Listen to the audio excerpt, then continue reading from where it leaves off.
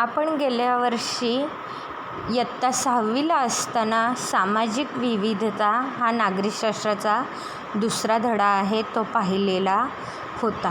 समाजामध्ये विविधता आहे. जसा आपला भारत देश अनेक राज्यांनी मिळून बनलेला आहे, त्याचप्रमाणे त्या राज्यांच्या भाषा, धर्म, संस्कृती, चालीरीती, परंपरा यांमध्ये देखील काय असते, विविधता आहे. ती विविधता आढळून येते.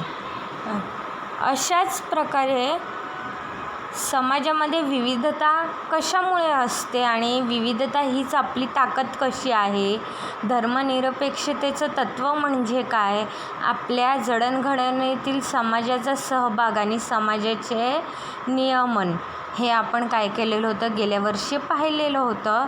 त्याचा थोडासा भाग आपण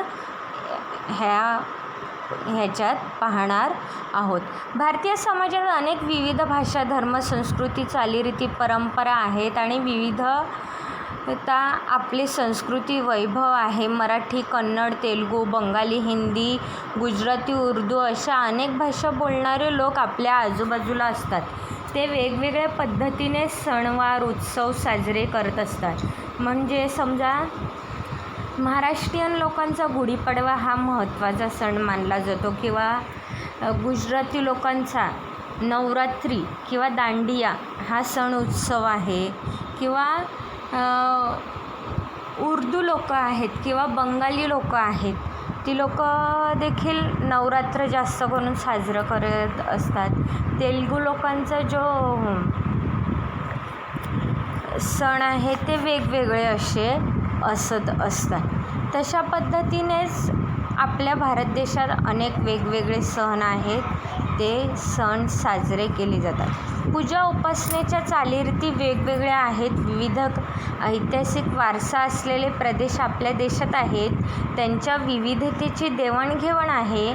आपल्या देशातील हे विविध समूह वर्षानुवर्ष एकत्र राहत असल्यामुळे त्यांच्यात एकतेची भावना निर्माण झाली आणि भारतीय समाजात यामुळेच एकता आहे, ती एकता दिसून येते. विविधता हीच आपली ताकद आहे. कारण का, कितीही वेगवेगळी विविधता असली, भाषा वेगळी असली, पोशाख वेगळा असला, राज्य वेगळं असलं, चालीरीती, परंपरा, सण, उत्सव वेगळे असले तरी ते सर्व मिळून भारत एक देश बनलेला आहे. विविधतेने संपन्न असा भारत देश बनलेला आहे. म्हणून विविधता हीच आपली एक ताकद आहे. धर्मनिरपेक्षतेचं तत्त्व. भारतीय समाजात विविध धर्माचे लोक राहतात. त्यांच्या परस्पर सामंजस्य वाढीस लागावे व सर्वांना आपल्या श्रद्धेनुसार उपासना करण्याचे स्वातंत्र्य असावे, यासाठी आपल्या संविधानात महत्त्वाच्या तरतुदी केलेल्या आहेत. भारत हे जगातील एकमेव असे धर्मनिरपेक्ष राष्ट्र आहे. भारतातील लोकांना किंवा भारतातील नागरिकांना धर्मनिरपेक्षतेचे तत्त्व स्वीकारण्याचा हक्क आहे, तो दिलेला आहे. भारतातील लोक कुठलाही धर्म काय करू शकतात, स्वीकारू शकतात. हिंदू असू दे, मुस्लिम असू दे, ख्रिश्चन असू दे, पारसी असू दे किंवा आणखीन वेगळा कुठलाही, भारतातील लोक कुठल्याही धर्माचं पालन आचरण करू शकतात. हे धर्मनिरपेक्षतेचं तत्त्व भारताने काय केलेलं आहे, भारताच्या नागरिकांना दिलेलं आहे.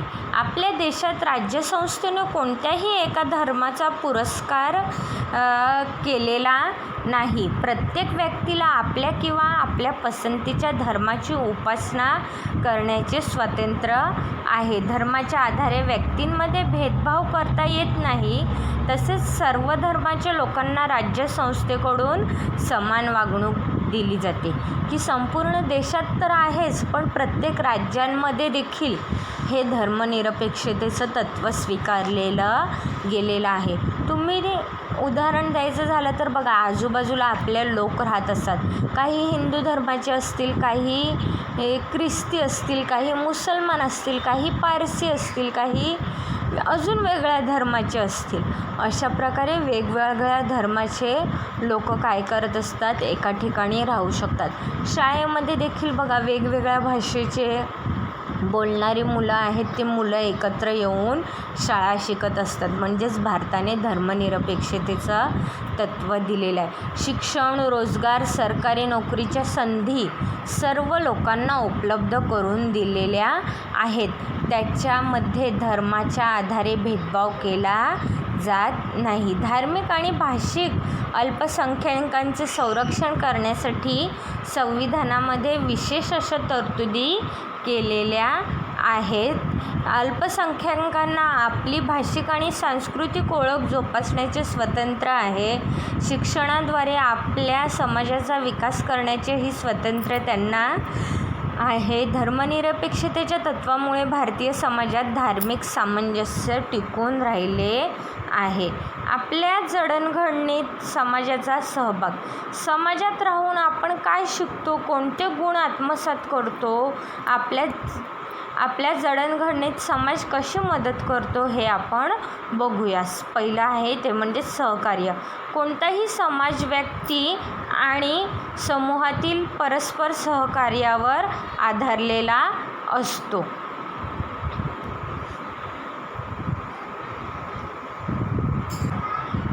व्यक्तींमध्ये सहकार्य असल्याशिवाय समाज अस्तित्वात राहू शकत नाही. परस्परांच्या अडचणी व प्रश्न सोडवण्यासाठी परस्परांना मदत करणे व देवाणघेवाण करणे म्हणजेच सहकार्य होय.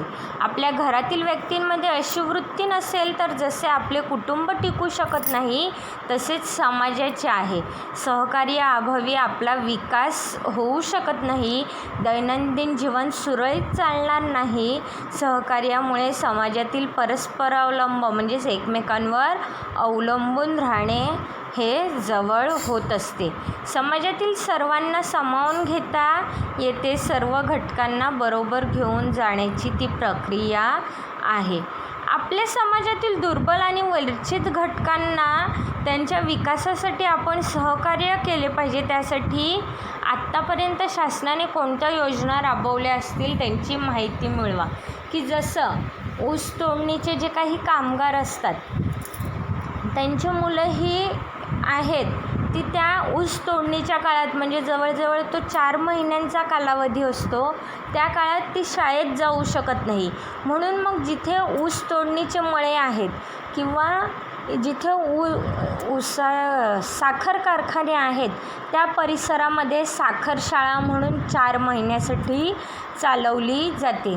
किंवा जी वीटभट्टीवर असणारी जी मुलं आहेत त्या मुलांसाठी देखील काय केले जातात, शाळा आहेत त्या शाळा राबवल्या जातात. अशा पद्धतीने दुर्बल घटकांसाठी प्रयत्न केले जातात. त्याच्यानंतर दुसरं आहे ते म्हणजेच सहिष्णुता व आणि सामंजस्य. समाजात जसे सहकार्य असते तसेच कधीकधी मतभेद, वाद आणि संघर्षही निर्माण होतात. व्यक्तींमध्ये मते, विचार आणि दृष्टिकोन जुळले नाहीत तर वाद, संघर्ष अटळ आहेत किंवा ते निर्माण होऊ शकतात. एकमेकांविषयी असणारा पूर्वग्रह किंवा गैरसमज हेही संघर्षाचे कारण असू शकते. दीर्घकाळ संघर्ष चालू ठेवणे हे कोणाच्याच हिताचे नसते. तडजोड आणि समझोता यांच्याद्वारे व्यक्ती संघर्षाचे निराकरण करायला शिकतात, एकमेकांना समजून घेतात आणि सहिष्णू वृत्ती दाखवली तर संघर्ष मिटू शकतात. सामंजस्यातून म्हणजे समजूतदारपणे नकळतपणे आपण अनेक नव्या गोष्टी शिकत असतो, नवा विचार आत्मसात करत असतो. आपले सामाजिक जीवन अधिकाधिक समृद्ध बनायला त्याची मदत होत असते. आपल्यात सहिष्णुता वाढते म्हणजे सहन करण्याची शक्ती वाढते. सामाजिक स्वास्थ्य आणि शांतता टिकवण्यासाठी ही एक सोपी पद्धत आहे. शिकण्याची संधी समाजामुळेच मिळत असते. विविध भूमिका पार पाडण्याची संधी. समाजात आपल्या वाटेला अनेक भूमिका येतात. एकच व्यक्ती अनेक भूमिका पार पाडत असते. प्रत्येक भूमिकेच्या काही जबाबदाऱ्या आणि कर्तव्ये ठरलेली असतात. कुटुंबात आणि बाहेर आपण या भूमिकांमुळे अनेकांशी जोडलेलो असतो.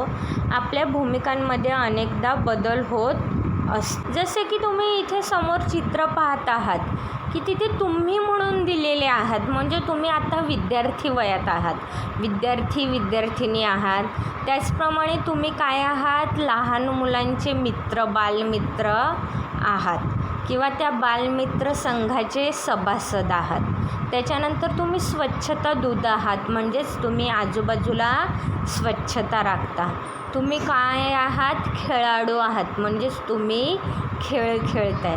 त्याच्यानंतर तुम्ही वर्गप्रतिनिधी आहात, म्हणजेच तुम्ही वर्गाचा सांभाळ करताय. त्याच्यानंतर दाखवलेला आहे शालेय मित्रमंडळ सदस्य, म्हणजे शाळेच्या तुमच्या वर्गाव्यतिरिक्त इतर जे अजून शाळेतच आहेत पण वेगळ्या इयत्तांमध्ये असलेले 7वीला नसलेले तुमचे 5वी 6वीचे किंवा 8वी 9वीचे मित्र असतील, त्याचे देखील तुम्ही सदस्य आहात. तुम्ही आजी आजोबांचे नातू किंवा नात आहात, आईवडिलांचा मुलगा मुलगी आहात आणि तुम्ही स्वतः आहात. तशाच पद्धतीने तुम्ही मोठे झाल्यानंतर काही काळानंतर तुम्ही आईवडिलांचे पालक बनू शकता. आईवडील तुमची जबाबदारी आहेत. तुमचं लग्न झालं तर नवरा किंवा बायको ही देखील तुमची जबाबदारी आहे. त्याच्यानंतर तुम्हाला मुलं झाली तर ती तुमची जबाबदारी आहे. त्यांचं पालनपोषण करणं ही जबाबदारी आहे. म्हणजे आपण सतत आपली भूमिका आहे ती सतत बदलत असतो, हे आपल्याला ह्या चित्राद्वारे समजते. समाजाचे नियमन. समाजाचे व्यवहार सुरळीतपणे चालावे म्हणून काही नियमांची आवश्यकता असते. पूर्वी समाजाचे नियमन बहुतांशी रूढी परंपरा यांच्याद्वारे होत असे, परंतु आधुनिक समाजाचे नियम रूढी परंपराबरोबरच कायद्यानेही करावे लागले. रूढी परंपरा संकेत इत्यादीपेक्षा कायद्याचे स्वरूप वेगळे असते.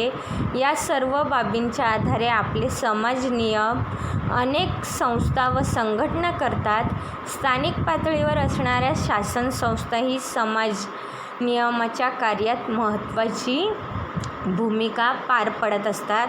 त्याचा अभ्यास आपण पुढील व्हिडिओमध्ये करणार आहोत.